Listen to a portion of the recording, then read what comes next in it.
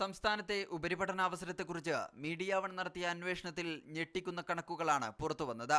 4.5 ലക്ഷത്തിലധികം വിദ്യാർത്ഥികളാണ് ഇത്തവണ സംസ്ഥാനത്ത് SSLC പരീക്ഷയിൽ ഉപരിപഠനത്തിന് യോഗ്യത നേടിയത്. ഇതിൽ 2.25 ലക്ഷം വിദ്യാർത്ഥികളും തൃശൂർ മുതൽ കാസർഗോഡ് വരെയുള്ള ജില്ലകളിൽ നിന്നുള്ളവരാണ്. ഇവർക്ക് പഠിക്കാൻ ഈ ജില്ലകളിൽ ആകെയുള്ള +2 സീറ്റുകൾ 1,71,726 മാത്രമാണ്. അഥവാ 1,02,860 പേർക്ക് +2 പഠിക്കാൻ മലബാറിൽ സീറ്റുണ്ടാവില്ല.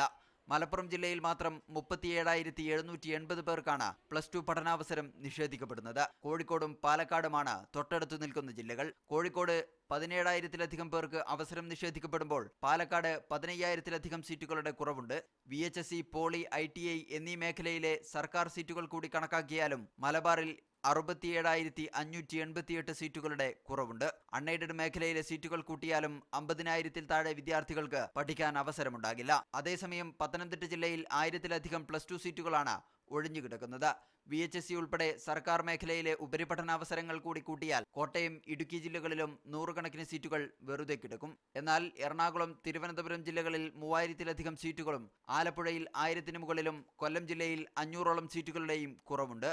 20% +2 സീറ്റ് വർദ്ധിപ്പിച്ചാലും മലബാർ ഉൾപ്പെടെയുള്ള ജില്ലകളിൽ ഉപരിപഠനാവസരം അപര്യാപ്തമാവുമെന്നാണ് കണക്കുകൾ സൂചിപ്പിക്കുന്നത്.